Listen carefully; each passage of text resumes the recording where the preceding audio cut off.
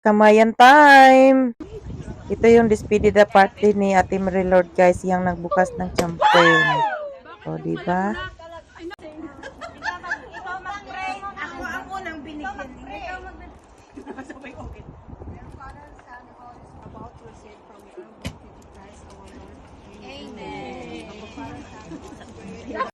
Kapag may mga kaibigan ka talagang napaka-aktibo mag-prepare guys, kapag handaan, kainan, ay napaka-kumpleto at makatsaga talagang mag-arrange at magluto. Dala, ayan. O diba, napaka-sulit-sulit guys ang aming pagod niyan. Dahil binusog naman kami ng nagpa-party. Thank you so much, Ate Marilord. The rice is very cold. Oh, yes. Init diri oh. Ala, bira. Bira.